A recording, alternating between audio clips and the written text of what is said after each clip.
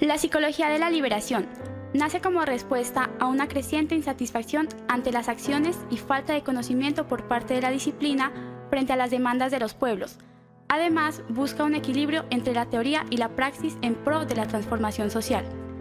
Este movimiento intelectual y político que se preocupa por la emancipación de los pueblos y sus necesidades deja de lado esa práctica servil que sostiene la psicología social con otros países fuera del contexto de Latinoamérica, para dar paso a una realidad social en la que a partir de hechos y experiencias se puedan establecer nuevas formas de cambio e interés colectivos por los mismos.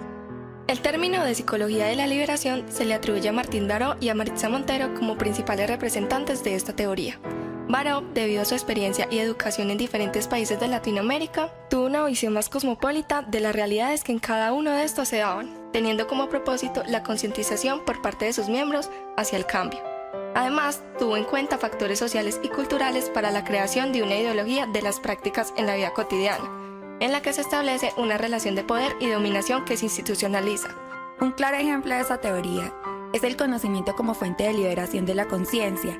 Podríamos comenzar hablando sobre la historia de la educación en América Latina, la cual ha tenido como repercusión desde el colonialismo una imposición europea a través de los modelos de pensamiento y acción, con el que fueron marginadas las formas de organización, valores, creencias e instituciones para convertirse en esclavos de producciones de bienes y servicios.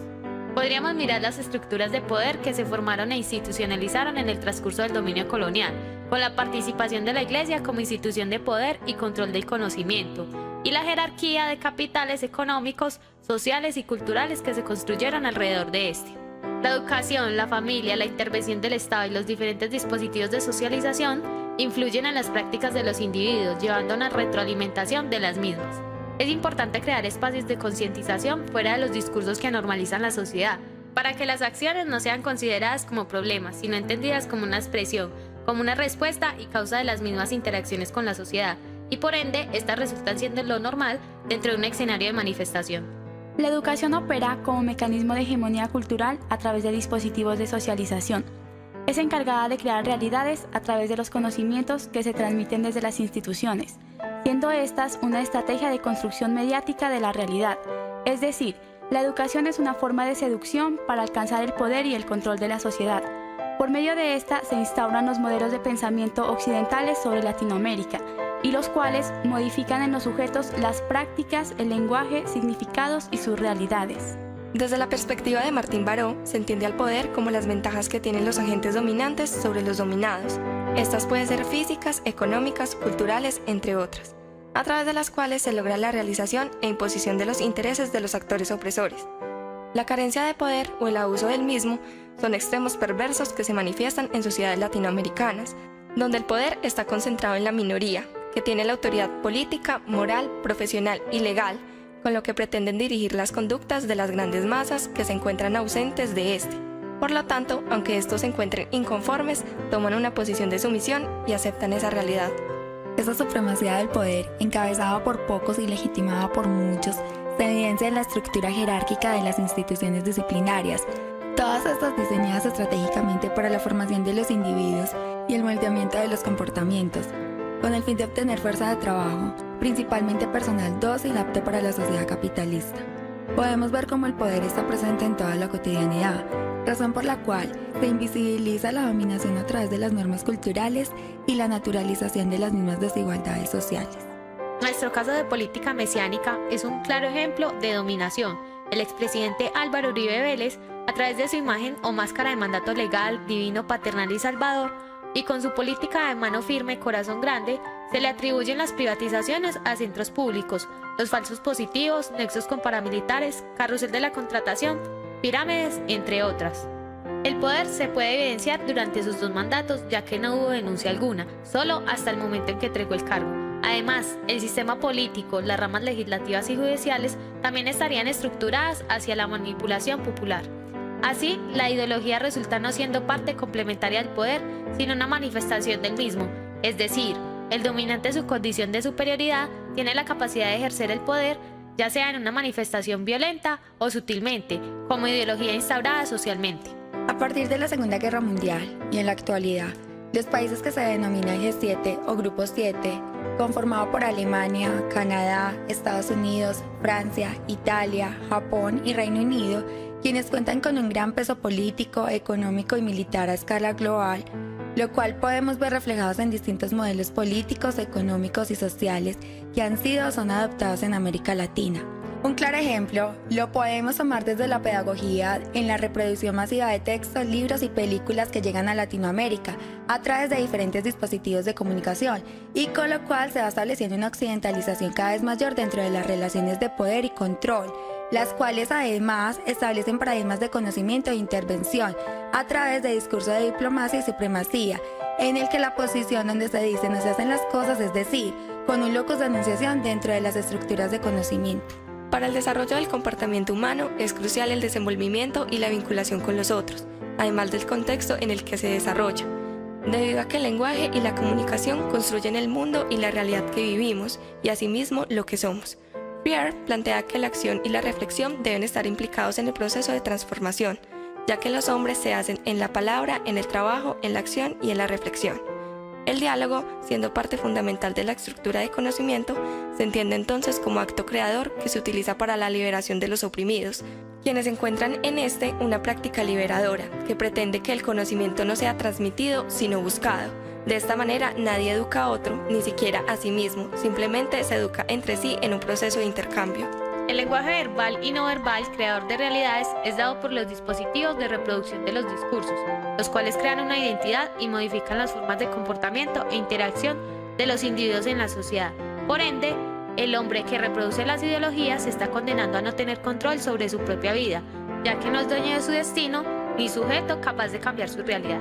Cuando el individuo se hace consciente, no solo logra conocer su realidad, sino que logra distinguir su propia percepción.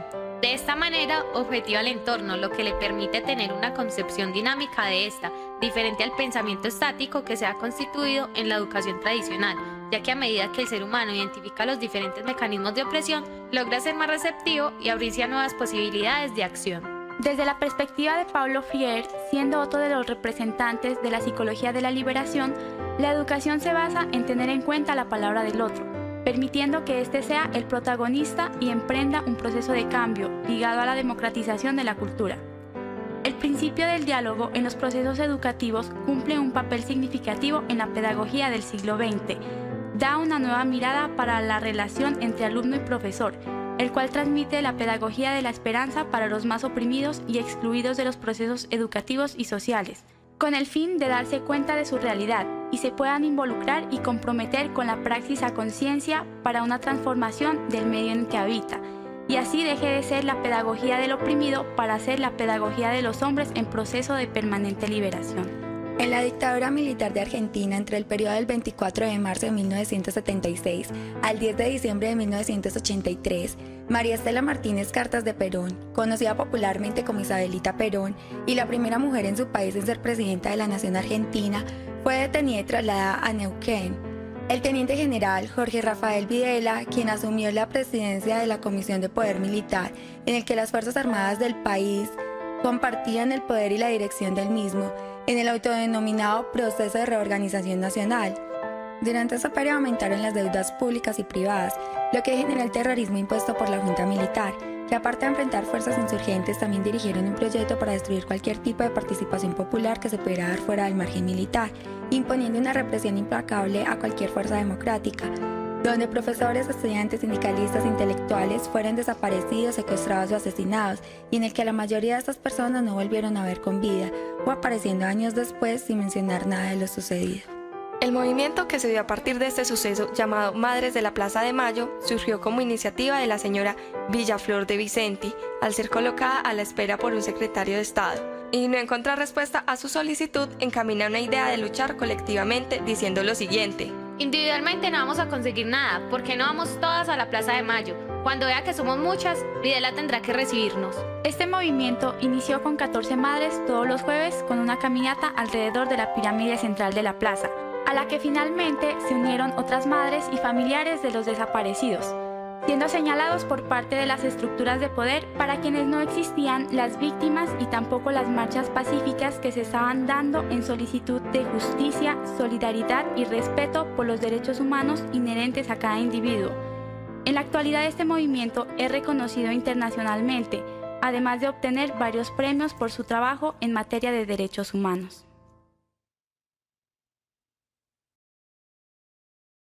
No nos dicen a nosotros si están vivos, si están muertos.